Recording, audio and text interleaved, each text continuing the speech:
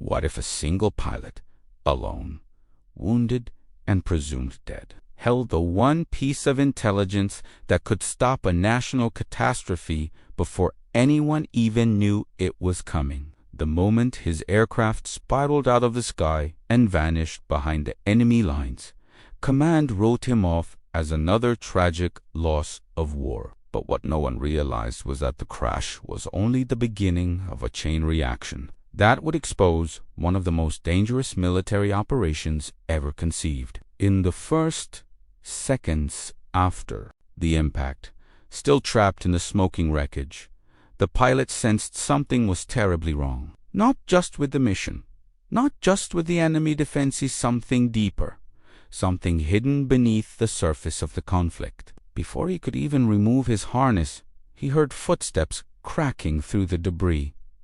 Not soldiers, not a rescue team, something else. Voices speaking in coded phrases he had never heard before, referencing locations that didn't appear on any map given to Allied forces. That single moment, half-conscious, bleeding, struggling, Tubre sparked the first loop of a mystery that would refuse to let him go. As he crawled out of the wreck, the world around him shifted from familiar battlefield terrain to a silent grid of shadows where nothing matched the intelligence he had been briefed on.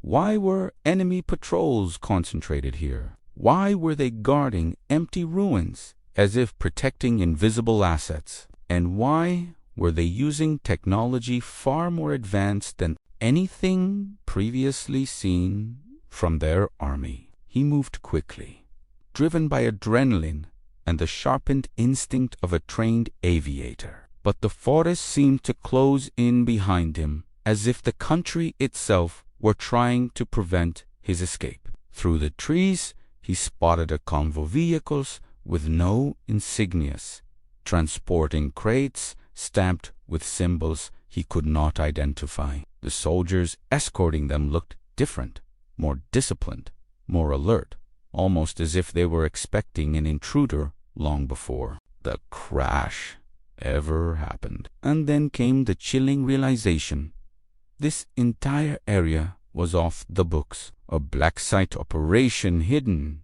even from the highest levels of Allied intelligence. His crash had not just disrupted an enemy region, it had exposed a secret the enemy would kill to protect. Every sound became a warning. Every step carried the weight of survival. He could hear search teams spreading out, methodical, coordinated, equipped with tracking gear he had never seen deployed in this sector.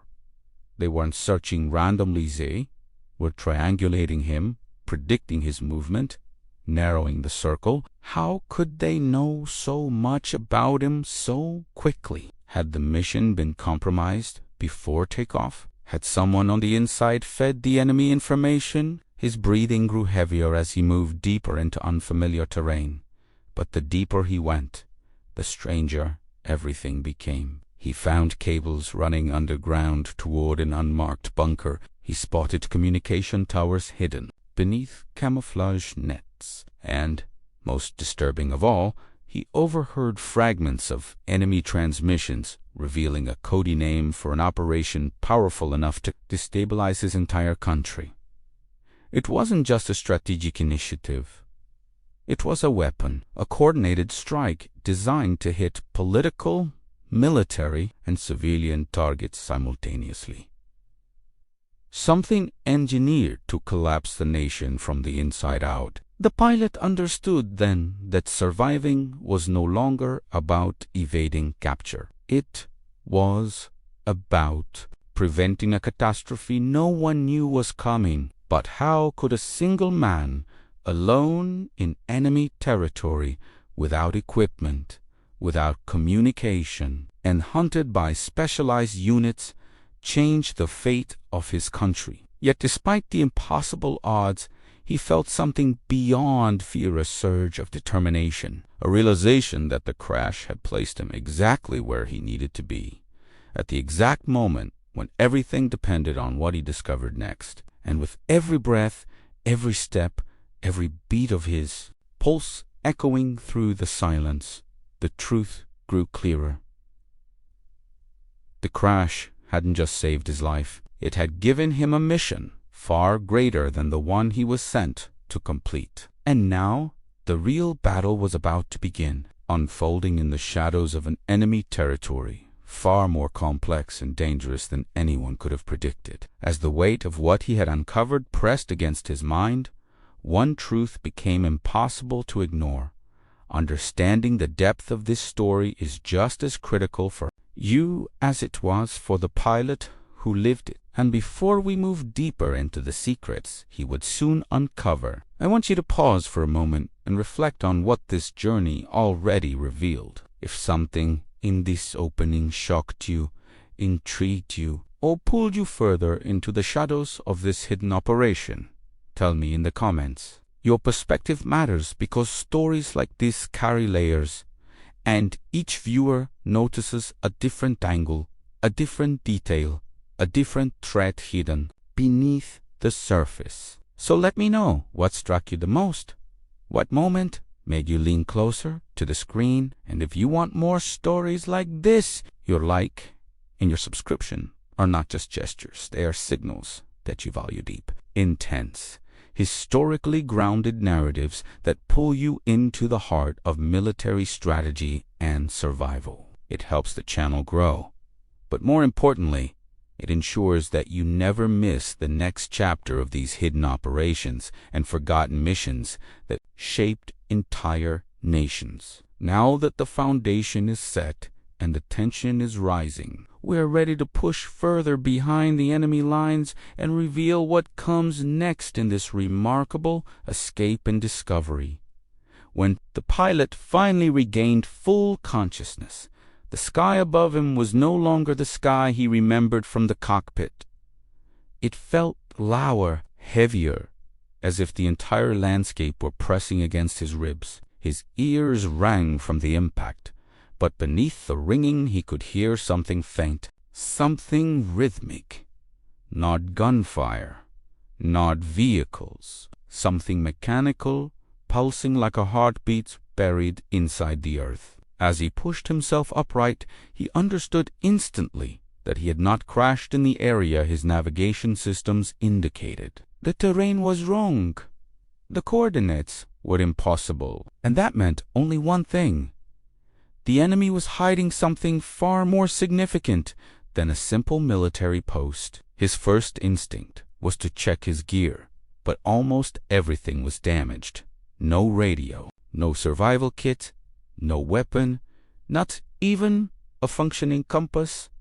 Yet the environment around him was not random wilderness. The trees were cut in perfect lines, as if trimmed intentionally to create controlled sight. The ground was compacted in certain areas, revealing subtle tracks left by heavy equipment, and then he saw the structure's three metallic domes partially buried under camouflage netting, connected through thick insulated cables that disappeared beneath the soil. These installations were not on any map, not even in classified databases he had trained with. Whatever this was, it had been built to remain unseen. He moved closer, keeping low, and that was when he heard the voices. Clear, calm, deliberate. Soldiers speaking not in the enemy's typical dialect, but in a clipped, coded structure that resembled a hybrid of military shorthand and encrypted code. Every phrase suggested preparation, coordination, and urgency. They weren't reacting to his crash. They were preparing for something scheduled, something designed, something imminent. One soldier mentioned Phase 3 activation.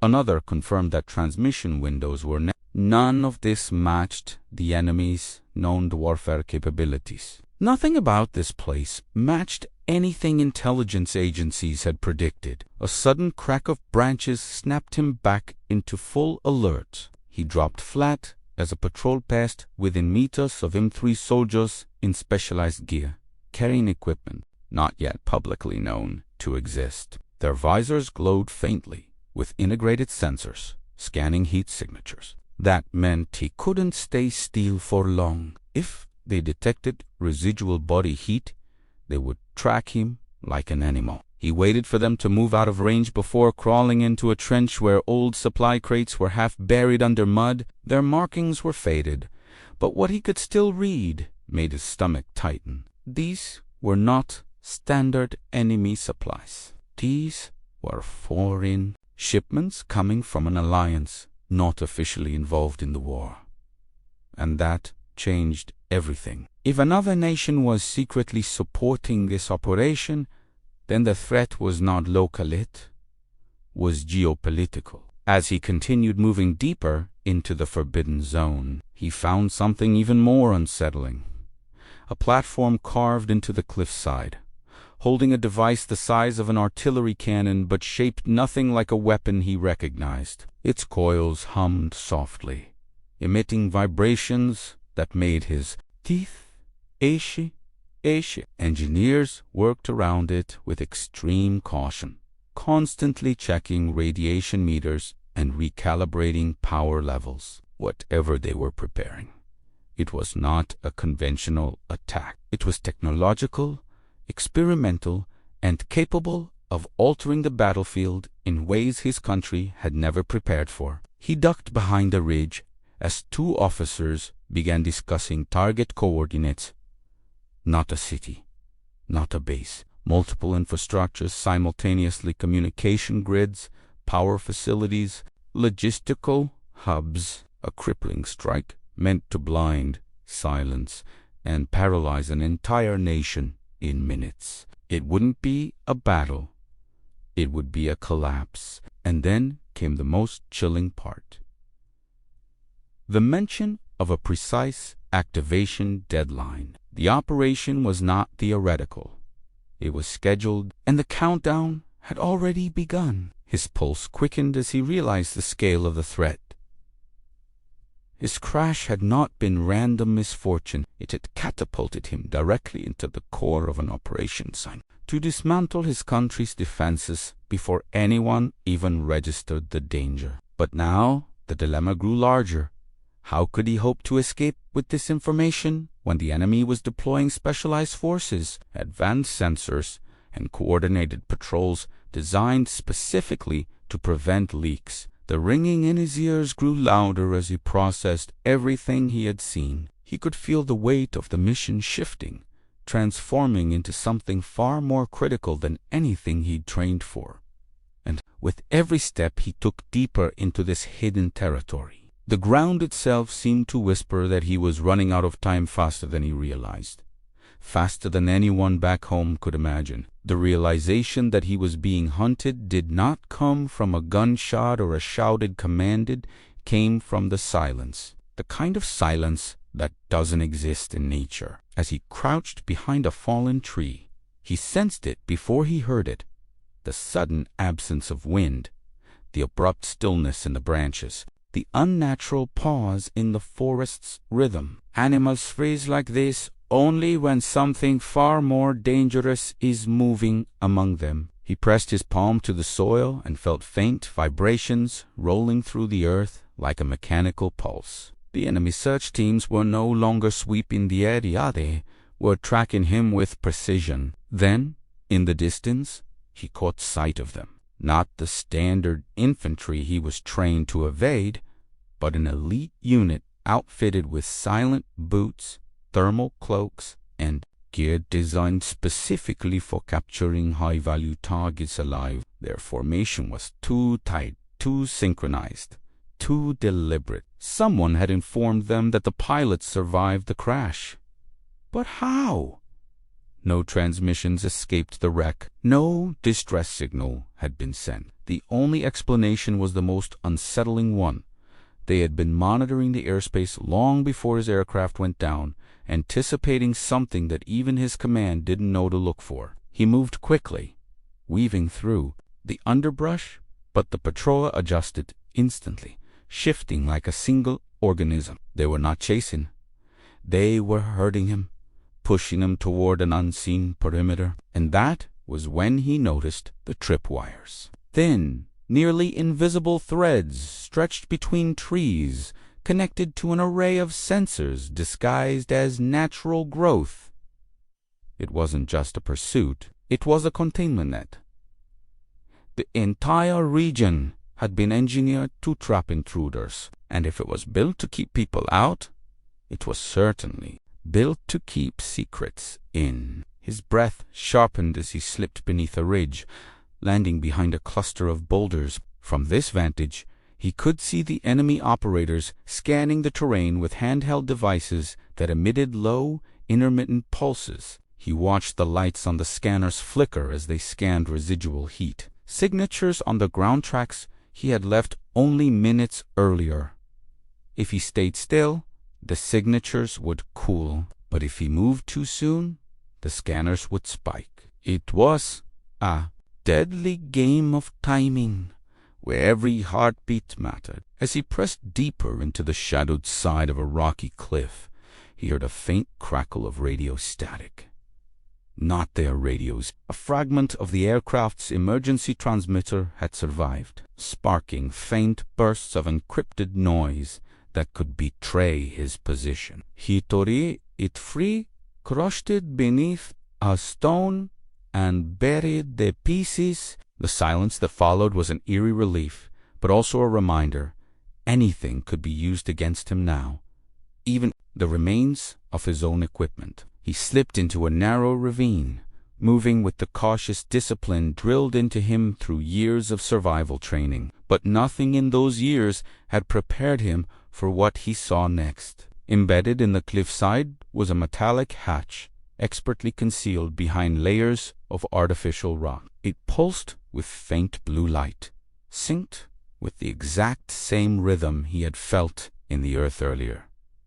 This was no bunker. It was an access point, an entry to something underground, something large, something alive with energy and purpose. Before he could get closer, he heard footsteps echoing from above. The elite unit had closed in, spreading across the ridge like shadows swallowing the moonlight. Their leader signaled silently, and the formation split into two groups, one sweeping the upper terrain, the other sealing off the ravine below. If he remained here, he would be cornered. If he climbed, he would be exposed. The only option was the hatch.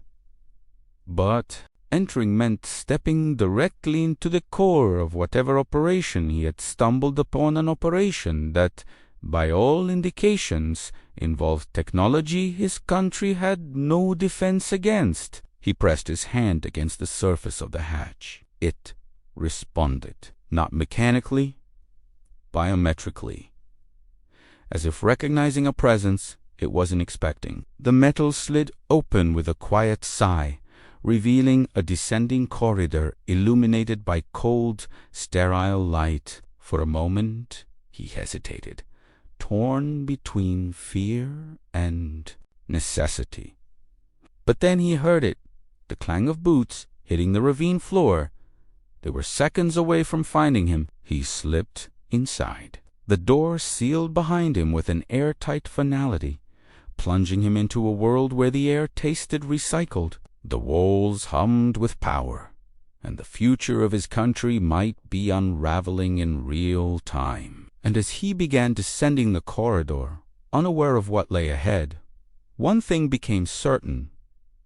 The enemy wasn't merely searching for him. They were afraid of what he might discover. The corridor descended deeper than he expected, curving in a slow spiral that seemed designed to disorient anyone who entered. The walls were metallic but warm to the touch, humming with energy that vibrated through his fingertips. This was not a conventional underground bunker, not even close. The architecture felt foreign, not in the sense of another nation's design, but in the sense of something built outside the logic of traditional military engineering. As he moved carefully through the dim light, he noticed symbols etched along the panel's angular patterns, repeated sequences, markings that resembled a hybrid of mathematical notation and coded military shorthand. Whatever operation was being conducted here,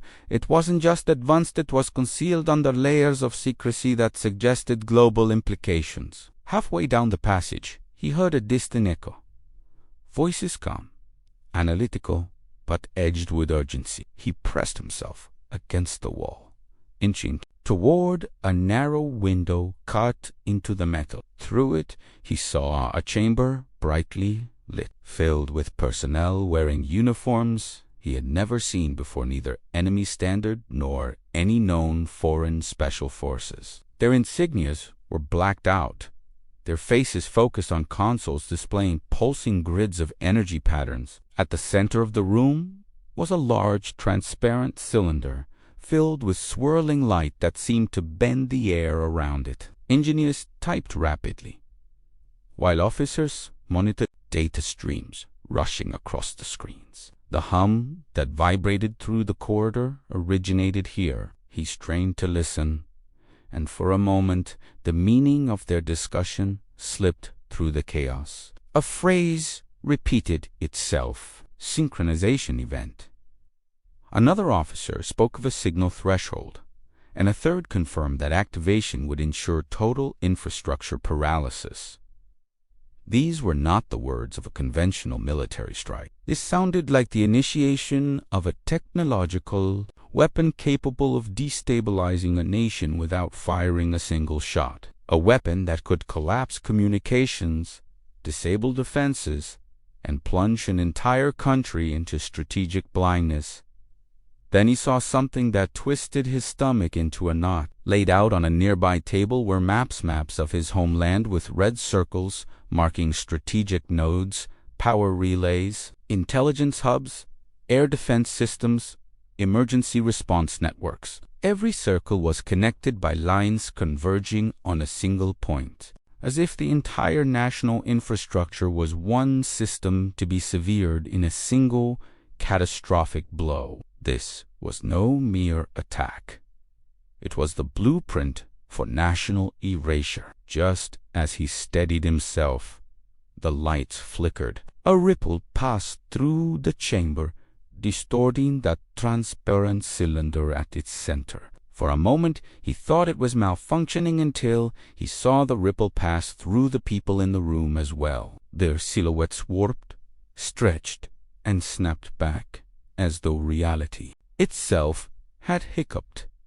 The pilot pulled away from the window, his pulse hammering.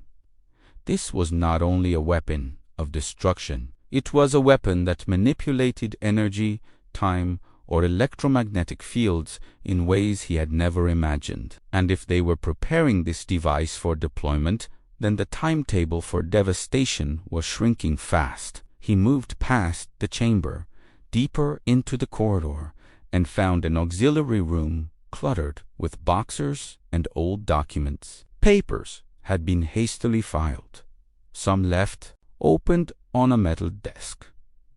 He scanned them quickly. One folder contained intercepted communications from his own country and transmissions that should have been impossible for the enemy to decode. Another folder detailed psychological response projections for mass civilian panic following an infrastructure collapse. But the most disturbing document was a briefing outlining a secondary objective: eliminating anyone who might accidentally discover the facility. And at the top of the page was an image of his downed aircraft with the words "Recovery Priority. Confirm pilot status." They knew he was alive. As he backed away from the desk, a sudden clang echoed behind him. He froze. Footsteps approached, cautious but confident, moving with the precision of someone who belonged here. He ducked behind a stack of crates just as a figure entered the room. Not a soldier, an intelligence officer. The man scanned the area, checked the documents, and muttered to himself, "We can't afford any disruptions now, especially not from him." The tone was cold, surgical. They were tightening the net, aware that an intruder was somewhere inside their operation. Once the officer left, the pilots exhaled slowly. The clock was ticking faster than he feared. Every discovery he made amplified the urgency, the danger, and the impossible nature of his mission. But he also knew something else, now something that gave him a sliver of strategic advantage. This entire operation, despite its secrecy and advanced technology, had one critical vulnerability. They did not expect an outsider to get this far, and now that he had seen the heart of their plan, there was no turning back. The only path was forward, deeper into the enemy's darkest secret, toward the one revelation that could shift the fate of an entire nation. He moved deeper into the underground structure, every step carrying the weight of a man who now knew too much to ever walk away. The air grew colder, denser, as if the facility itself were adjusting to his presence. The hum that vibrated through the walls intensified, becoming a low resonance that settled into his bones. Ahead, the corridor branched into two pathuan marked with hazard symbols, the other unmarked but illuminated by a faint, unnatural glow. He chose the unmarked path, guided by instinct more than logic, and soon found himself in a chamber unlike anything he had seen in military operations. The room was spherical, its walls lined with hexagonal panels that pulsed in sync with the energy flow he had sensed earlier. At the center stood a tall structure resembling an antenna fused with a crystalline core. It emitted soft waves of light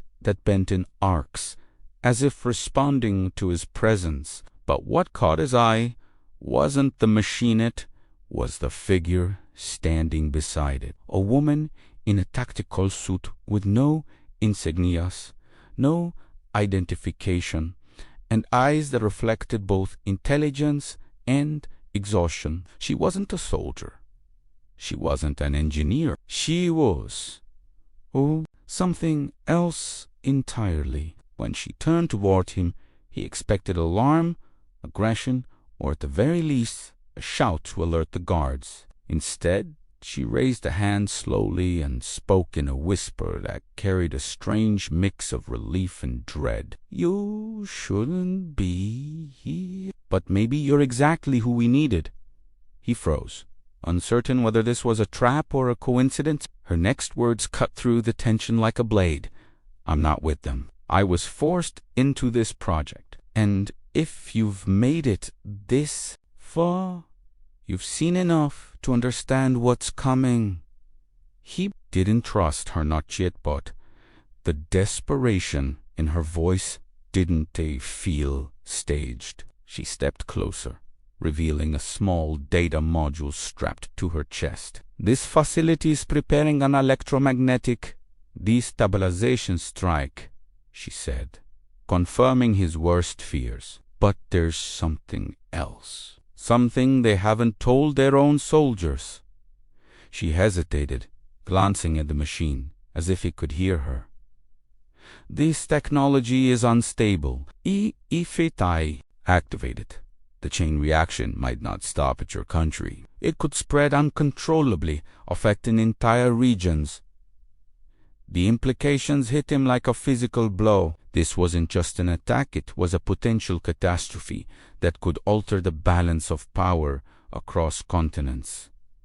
"Why, tell me this," he asked, voice low.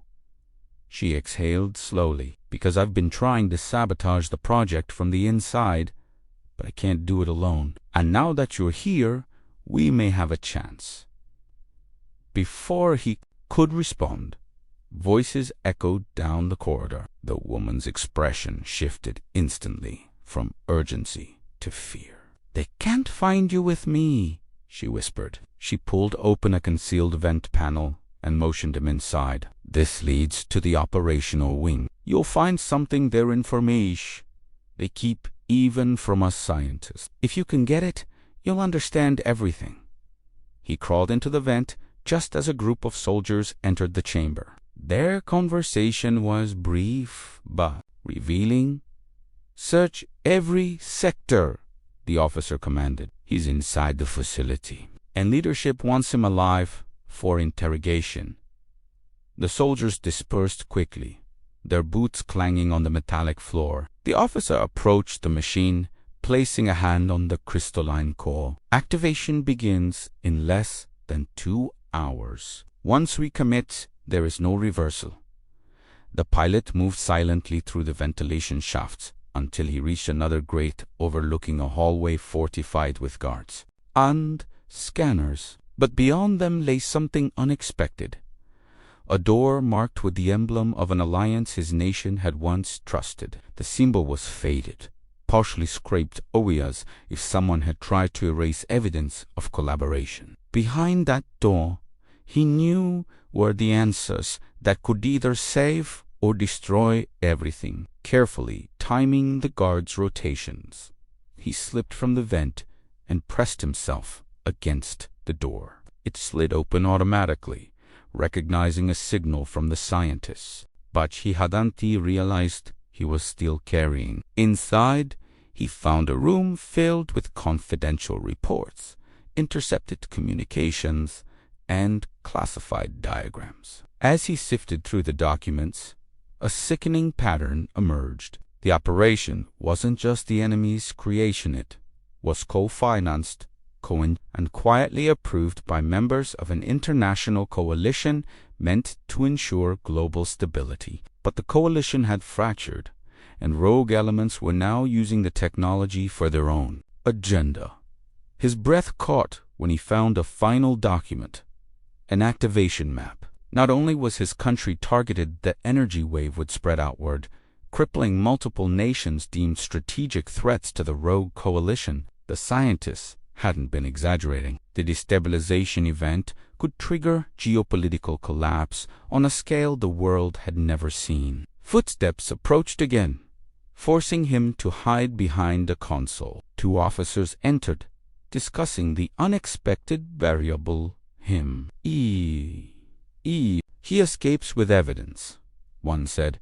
"The entire alliance could fall apart. He cannot reach the surface alive." The stakes had never been higher. They were no longer hunting a soldier, they were hunting the only person who could reveal an international conspiracy capable of reshaping global power. And now, trapped in the very heart of their operation, he knew that escaping would require not just courage, but a miracle. Yet he also felt something else rising beneath the fear: determination. If he could survive this place, if he could make it out with the information he now held, he wouldn't just save his country. He might save millions. The room felt colder the moment he realized the full scope of the conspiracy. It was not just an enemy operation. It was a betrayal engineered through diplomatic shadows, built by hands that once shook those of his nation's leaders. The maps, the signatures, the coded authorizations, each document he uncovered tightened the invisible noose around his throat. This wasn't merely warfare. It was strategic erasure, masquerading as global stabilization. And he, a lone pilot who wasn't supposed to survive the crash, now carried the knowledge that could expose the entire structure of deception. But information was only valuable if it reached the world above. And every second spent in that room increased the chance that he would never see daylight again. He moved quickly, snapping images with a damaged reconnaissance chip he salvaged from his suit. The Shipi wasn't designed for full-length documentation, but it could capture fragments enough to confirm authenticity, enough to prove the truth. As he catalogued the evidence, faint vibrations traveled through the floor. Not footsteps, a pulse. A countdown. The destabilization core was entering its synchronization phase. He could feel the air thickening, humming as if the walls themselves were preparing for detonation. Whatever they were planning, the activation was closer than the officers had implied. 2 hours was an optimistic estimate. The machine was accelerating. He slipped back into the hallway, But something had changed. The guards were no longer standing in rigid formation. They were moving with urgency, communicating through rapid hand signals. Every pair of boots hit the ground with unified purpose. The facility was transitioning into lockdown. He scanned the ceiling and spotted new sensors sliding open, rotating silently like metallic eyes designed solely to find him. Knew he had infiltrated a restricted zone. They knew he had seen too much. He ducked into a maintenance corridor, only to freeze at the sight ahead. The scientist, the woman from the crystalline chamber, stood at the far end, clutching a small metallic case to her chest. Her breath trembled, her eyes haunted by a mixture of fear and resolve. When she saw him, she motioned frantically. "They've accelerated the timeline," she whispered. "The machine is unstable. Once the charge reaches critical mass, it won't stop at your country. It may tear through everything." He stepped closer cautiously. "Why help me? You could escape alone." She shook her head. "There is no escape for me. They monitor our vitals. If I disappear, the system flags it. But your crash wasn't predicted. You're the only variable they can't calculate." She handed him the metallic case. "This contains the primary schematics, the only proof of what the machine can do. If you reach the surface with this, you can stop them."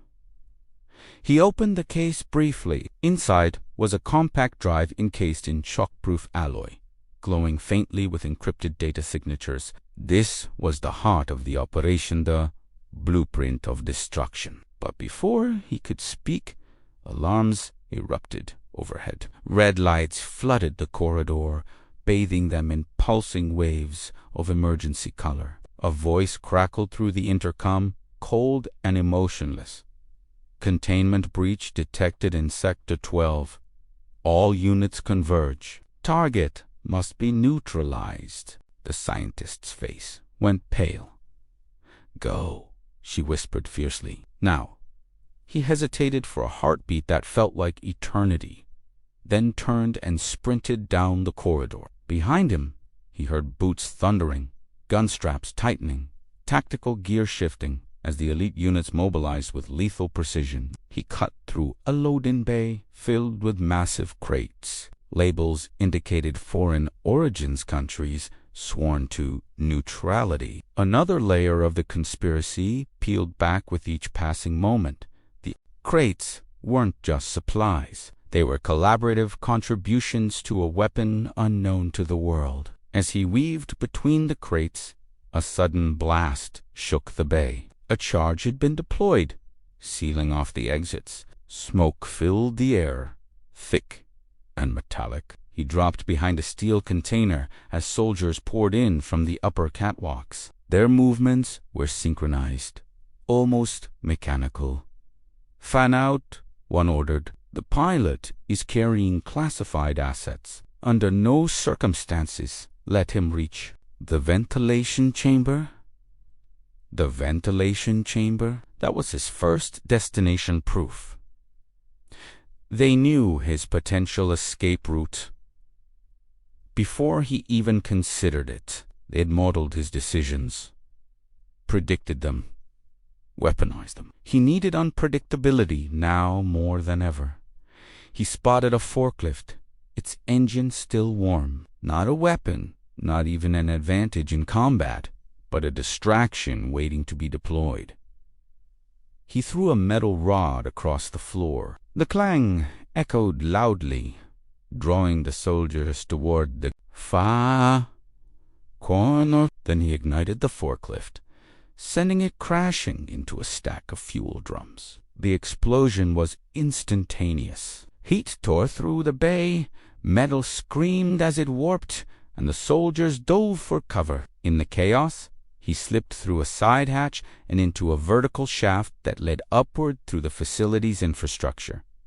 But the climb was grueling. The shaft vibrated violently as the destabilization core charged, sending waves of energy rippling through the metal. His massas burned, hands slipping on the ladder, but he forced himself upward. Each meter brought him closer to the surface end, closer to the final truth waiting above. When he reached the next platform, he pulled himself onto solid ground just as another tremor shook the facility. The lights flickered. The alarms changed tone. Something had shifted. Something irreversible. The machine was entering its final phase. The platform trembled beneath his boots as he steadied himself, listening to the distant roar of machinery awaking into something far more dangerous than a simple weapons test. The air had shifted, no longer sterile and cold, but vibrating with static electricity that made the hairs on his arms stand upright. He had reached a new level of the complex, one that felt more operational, more alive. As if this section existed closer to the heart of the destabilization core than anything he had seen before. The metallic walls shimmered slightly, responding to the escalating energy, and every pulse from the machine below reverberated through the ground like a heartbeat counting down to catastrophe. A long corridor stretched ahead, lined with transparent panels revealing rooms filled with personnel moving in frantic precision. Some monitored screens flooded with red warnings. Others shouted into headsets, relaying emergency protocols. The pilot realized that even inside the enemy facility, panic had begun to spread. Whatever they had unleashed was no longer entirely under their control. Still, despite the rising fear in their eyes, their objective remained unchanged: activate the device, initiate the strike, and secure geopolitical dominance through chaos. He pressed on, careful to keep low, as shadows crossed behind frosted glass. When he reached the end of the hall, he found a reinforced door left ajar, likely abandoned in haste. Inside was a chamber lit by long vertical screens, projecting streams of classified data, maps, encrypted locks, and operational blueprints. But at the center of the room stood something far more important: a communications terminal. It wasn't connected to any external satellite. This deep underground, nothing could be but. It was wired into the facility's internal network. If he could access restricted codes, there was a chance he might disrupt the activation sequence, not stop it. Entirely, he wasn't naive enough to believe that, but delay it, destabilize it, or force an emergency shutdown long enough for him to escape with the evidence. He approached the console, fingers trembling not from fear but urgency. The keypad required biometric input, but the scientist, badge still, clipped to his suit, activated the terminal with a soft chime. He navigated quickly through the directories, each one revealing greater layers of deception. Project names coded in multiple languages, funding logs from covert operatives, audio files of meetings held in embassies far from the battlefield. It was all every thread of the conspiracy laid out in a digital labyrinth. But time was his enemy. A harsh alarm blared through the speakers, followed by a monotone announcement: security breach confirmed. Initiate total lockdown. Terminate all unauthorized personnel. He froze. Unauthorized personnel? That meant him and anyone who aided him. He felt a weight in his chest at the thought of the scientist. Had she been discovered? Had she paid the price for helping him? The room shook violently, knocking equipment off. Shelves, lights flickered, then steadied, glowing an unnatural orange. The destabilization core was entering pre-launch calibration. The pilots at his base had described tremors during weapons tests, but this felt different. This felt alive. Suddenly, the door slammed open. Two soldiers entered with weapons raised, scanning the room. He dove behind a console as bullets tore through hollow metal, spraying sparks across the floor. He slid beneath a table, grabbed a loose cable, and yanked it free.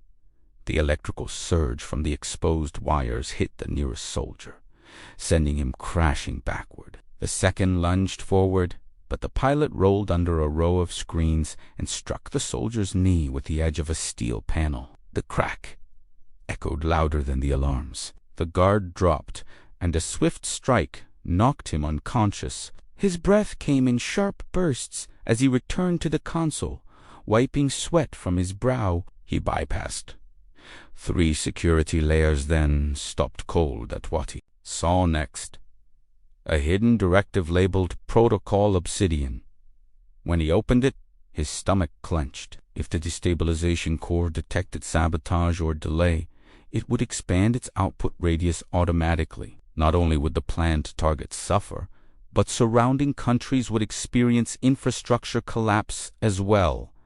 That explained the urgency in the officers' voices. They weren't just racing against enemy retaliation. They were racing against their own creation. He needed a new plan. Disrupting the machine directly could accelerate catastrophe. Shutting down the network might trigger failure. The only path left was the most dangerous one. Reach the core chamber physically and find a manual override, something primitive enough to bypass automated systems. But to do that, he would have to descend again and confront the very heart of the weapon. The pilot shoved the drive of collected data into his suit and moved toward a maintenance lift at the far end of the chamber. The doors creaked open, revealing a narrow shaft that led straight into the belly of the machine. As he stepped inside, he glanced upward through the grated ceiling. Soldiers were converging across the catwalks, pointing toward his location. He pulled the lever. The lifts plunged downward just as gunfire rained across the metal frame. Sparks lit the darkness like falling stars. Descending into the bowels of the facility, he felt the air grow hotter, denser, pulsing with energy. De finao. Confrontation was no longer a distant possibility, it was inevitable. And somewhere below, past the humming machinery and vibrating floors, waited the ultimate decision that could either save his country or doom countless others. The lift slammed to a stop with a metallic jolt that reverberated through his entire body. For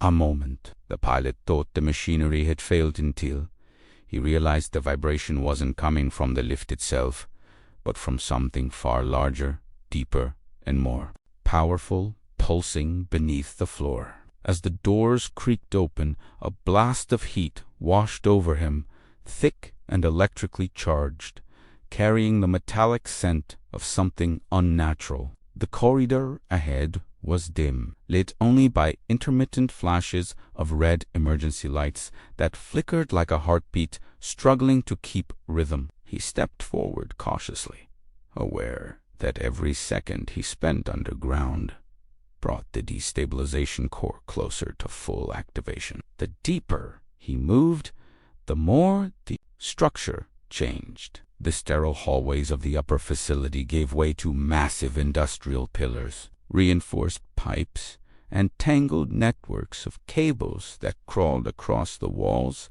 like metallic vines. The sound was constant now, a low-frequency hum layered with sharp energy spikes, as if the entire complex were exhaling with each surge. Whatever was happening inside that core, it had already surpassed safe thresholds. If he didn't reach the manual override soon, there might not be a country left to save, or a region, or possibly even a continent. He turned a corner and froze. At the center of a vast cylindrical chamber, suspended between 2 colossal turbines, hung the destabilization core itself. It was larger than he imagined, massive, pulsating, almost organic in the way its energy swirled and contracted. Rings of electromagnetic coils rotated around it, spinning faster with each cycle, drawing power from conduits that glowed with a blinding intensity. Engineers ran frantically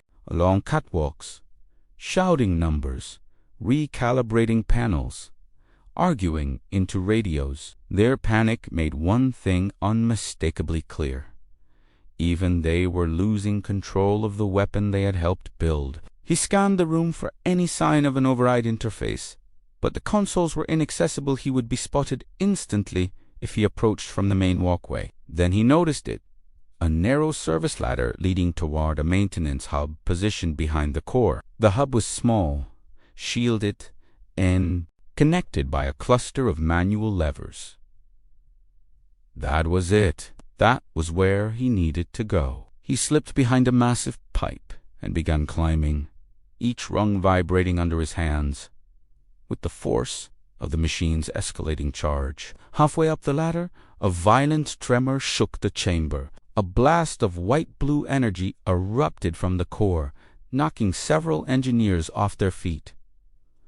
One man screamed into a radio, "Containment breach in Ring 3. Stabilizers aren't responding." A second voice shouted, "Increase coolant flow." But nothing they did slowed the core's acceleration. It was evolving beyond their control, feeding on its own momentum like a living entity. Just as he reached the top of the ladder, a spotlight cut across the walkway. Soldiers flooded the elite units, again armed, coordinated, and very aware that someone unauthorized was inside the chamber. He ducked behind a support beam as their commander barked orders. "Check every platform. The pilot must not reach the override. If he disrupts the sequence, Protocol Obsidian will initiate automatically." That phrase again, Protocol Obsidian, the failsafe. That would turn a catastrophic attack into an uncontrollable chain reaction. If he made one wrong move, he could trigger devastation far worse than the original plan. He crawled across a maintenance beam, keeping low as gunfire erupted below. Not aimed at him, aimed at the engineers fleeing their stations in panic. The rogue coalition had reached its tipping point. Anyone who faltered, hesitated, or questioned orders was treated as a liability. The pilot could feel the psychological pressure thickening in the air. Every man in this chamber knew that they were participating in something bigger than war, something irreversible.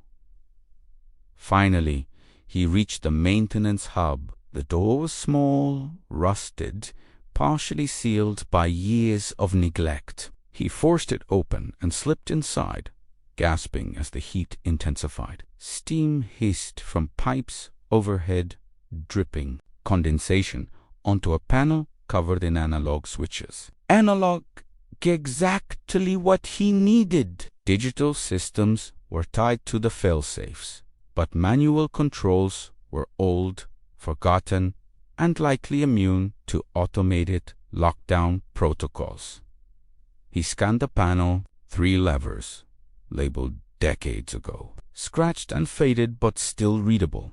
Coil stabilizer, power sink diversion, primary field dampener. If he pulled them in the wrong order, he could accelerate the meltdown. If he pulled them correctly, he could weaken the core long enough to escape with the critical data. But as he reached for the first lever, the maintenance chamber door exploded inward. He dove behind the panel as soldiers stormed in, shouting commands. Bullets tore through the hub, sparks raining down around him. He crawled across the floor, grabbed a broken metal bracket, and threw it into a steam valve. The pressurized burst filled the chamber with blinding vapor. Soldiers fired blindly, their visibility reduced to nothing. In the chaos, he reached the stabilizer lever and pulled. The chamber shook violently, alarms blaring, the core's glow flickering like a dying star. Engineers screamed outside as the electromagnetic rings stuttered, slowed, then surged again with renewed, unstable force. He reached for the second lever bit. The floor suddenly tilted, sending him crashing into the wall. Gravity itself seemed to distort as the core's instability rippled through the structure. His ears rang, his vision blurred, but he pushed himself upright, gripping the panel to keep from sliding. He was close to undermining the weapon's stability. But survival was becoming harder with each passing second, and the chance of the core detonating prematurely grew with every tremor. Somewhat above, steel groaned. A catwalk collapsed. Someone screamed as they fell into the blinding light of the core. The pilot forced his trembling hand toward the next lever, knowing that, whatever happened after this, the world above would never be the same. The moment his hand wrapped around the second lever, the entire facility convulsed, as though the core were a living creature resisting his interference. A deafening crack ripped through the chamber, followed by the sickening groan of metal buckling under forces no human-made structure was built to withstand. The heat inside the maintenance hub intensified until every breath seared his lungs. Still, he braced himself and pulled. The lever resisted, at first locked in place by years of disuse, then gave way with a violent snap. A shock wave tore across the chamber, extinguishing lights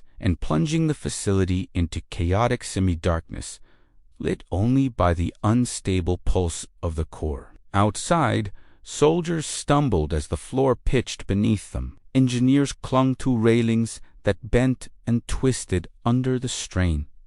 Panels exploded in showers of sparks. The destabilization device was failing slowly, unevenly, dangerously, but failing. It was enough to disrupt their activation, enough to destabilize their perfect sequence, enough to buy him a chance. But it also meant the entire building was now a countdown to collapse. The pilot staggered toward the exit, clutching the encrypted data core against his chest. With every step, the vibrations grew stronger. The massive turbines surrounding the core shrieked as electromagnetic rings spun out of alignment. What had been an orchestrated attack was morphing into a catastrophic implosion. If he didn't escape soon, there would be nothing left of the facility or of him. As he darted through the corridor, emergency lights flicked erratically, casting strobe-like flashes that fractured reality into disorienting fragments. Shadows darted across the hall, some human, some mechanical, all trapped in the same collapsing nightmare. A support beam crashed behind him,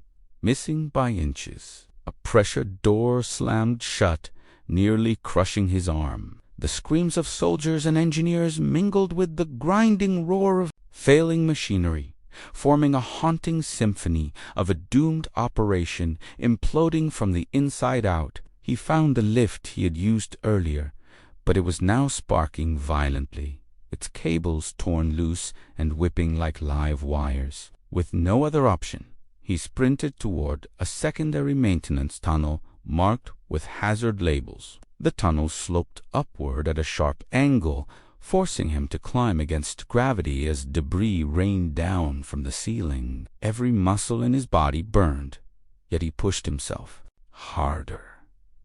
He could feel the heat of the destabilization wave behind him, not flames, not radiation, but something stranger, a pressure that distorted the air and bent sound. Halfway through the tunnel, he heard a voice, weak, trembling, but unmistakably human. "Stop, please." He turned to see the scientist, wounded, barely conscious, dragging herself forward. Blood streaked her uniform. Debris had torn through her shoulder. She must have escaped during the initial tremor, but she wouldn't survive alone. Despite everything, the mission, the risk, the urgency, he couldn't leave her. He grabbed her arm and pulled her up, supporting her weight as they climbed together. "You shouldn't," she managed, voice breaking. "We don't leave allies behind," he muttered. It wasn't a protocol. It was instinct. The tunnel quaked violently, nearly throwing them off their feet. A rupture burst through the wall, flooding a passage with blinding white light. The core was entering collapse. The entire underground complex was seconds away from annihilation. With one last burst of strength, he lifted her onto his shoulder and forced himself upward, lungs screaming, legs shaking until they felt like molten lead. Finally, a faint glow appeared ahead the surface exit. He surged toward it, kicking open the hatch just as a shockwave ripped through the tunnel. They tumbled onto the rocky ground outside, rolling across dirt and shattered concrete as the world behind them erupted. A colossal huar burst from the earth, followed by a column of distorted light spiraling into the air. The ground heaved beneath them as the facility imploded, drawing steel, stone, and fire into a collapsing pocket of energy that winked out in an instant. The pilot lay on his back, panting, staring at the sky. Snowflakes drifted through the smoke, landing softly on his skin. For a moment, there was silence so absolute it felt sacred. They had survived the impossible, but survival is only the first step.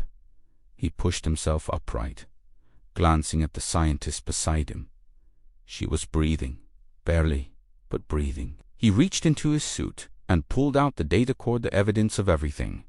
The conspiracy, the weapon, the covert alliance, the catastrophic plan that nearly plunged multiple nations into irreversible chaos. Now came the hardest part. He began the trek back across miles of hostile territory, moving through forests scorched by the blast, across frozen rivers cracked by the tremors, and through villages haunted by the distant echoes of war. Patrols scoured the region. Drones circled overhead. Checkpoints had multiplied after the facility's destruction, but somehow, through instinct and sheer will, he evaded each threat. Days later, exhausted, wounded, nearly delirious from exposure, he crossed the border into Allied territory. Soldiers found him collapsed in the snow, clutching the data core with fingers frozen stiff. When he awoke in a military medbay, senior officials stood around his bed, watching him with expressions that blended suspicion, disbelief, and fear. His story was too large, too impossible, too dangerous. A single pilot claiming he had uncovered an international conspiracy and destroyed a weapon that wasn't supposed to exist. They questioned him relentlessly, demanding proof, demanding clarity, demanding explanations that even he struggled to articulate after everything he had endured. But when he showed them the data, silence fell. Not relief, not gratitude, but something colder, because now his own country had a choice: expose the conspiracy and risk global or bury the truth and pretend none of it ever happened. For a long moment, the room remained frozen in absolute silence. High-ranking officers exchanged sharp glances, the weight of the pilot's revelations settling upon them like a physical pressure. The data he carried was irrefutably encrypted communications, schematics of the destabilization core, diplomatic signatures implicating powerful intermediaries, and the entire chain of alliances that had secretly collaborated on the weapon. It was enough to rewrite global politics overnight, enough to shatter governments, enough to start a war far greater than the one they were already fighting. And as the pilot lay there, his body wrapped in medical bandages, he felt the truth tightening around him. Survival was only the beginning. Now he had to confront something far more dangerous than enemy. Soldiers, his own nation's fear of the truth. The questioning continued for hours. Officials pressed him for details, for confirmation that no other witnesses had survived, for assurance that the scientist who helped him had not escaped. Their urgency was not driven by gratitude or relief, but by something darker.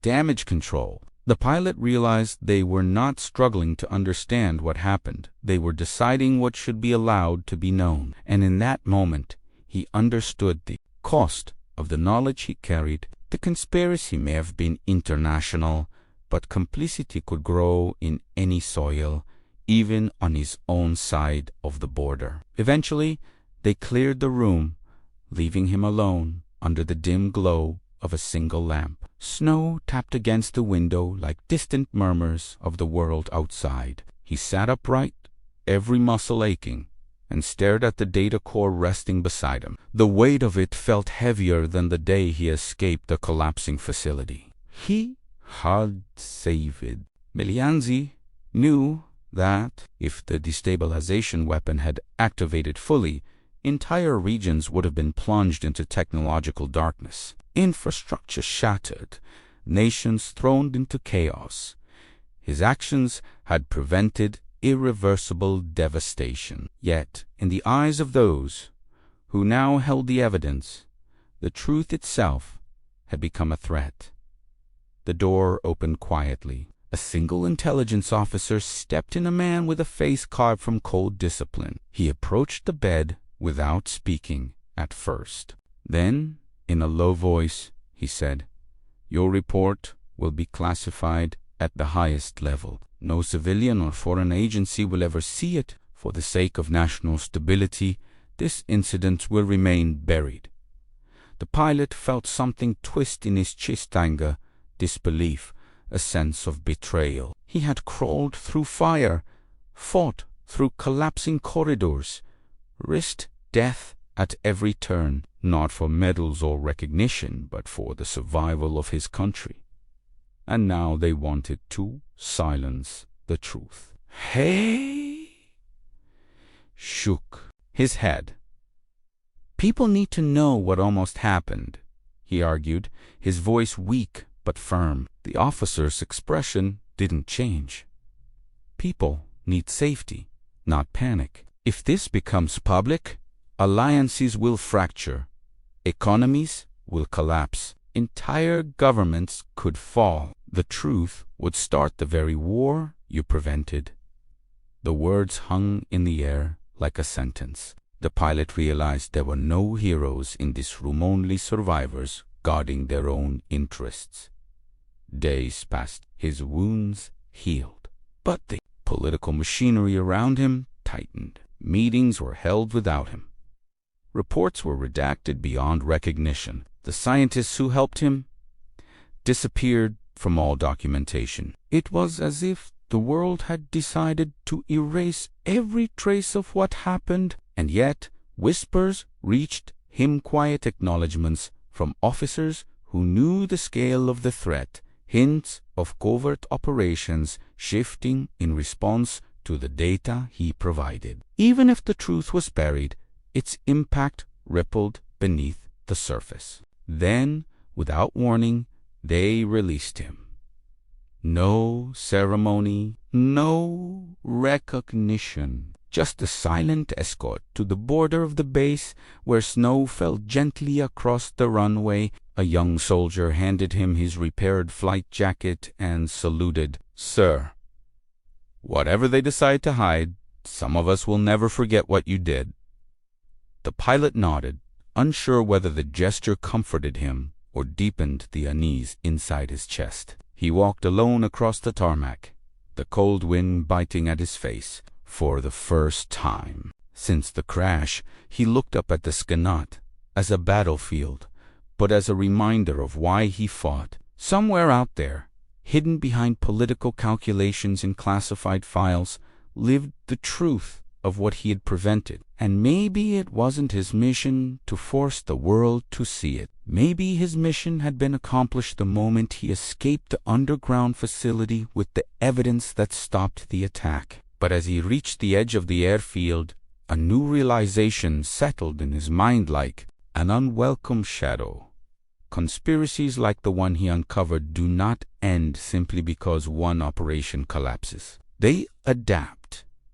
They shift. They hide behind new faces, new alliances, new technologies. The weapon he destroyed was only one manifestation of a much deeper network one that would eventually surface again in some other form. And when it did, nations would once again be He tightened his jacket, breath curling in the frozen air. He had no rank high enough to change global politics, no authority to rewrite the decisions of those who silenced him. But he had something they didn't expect the survivors will: a first-hand understanding of the threat, and the knowledge that sometimes a single individual can alter the fate of millions. As he walked into the horizon, the world returned to its quiet rhythm. People went about their lives unaware of how close everything had come to collapsing. They would never know the pilot's name, never hear of the battle fought in the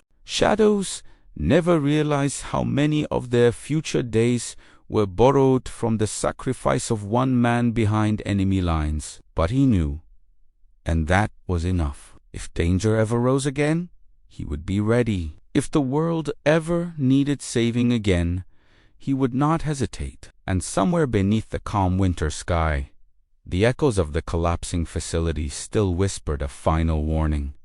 Peace is only an illusion until the next secret war begins. If you made it this far, comment I stayed with the pilot. Leave a like, subscribe to the channel, and watch the next video appearing on your screen now.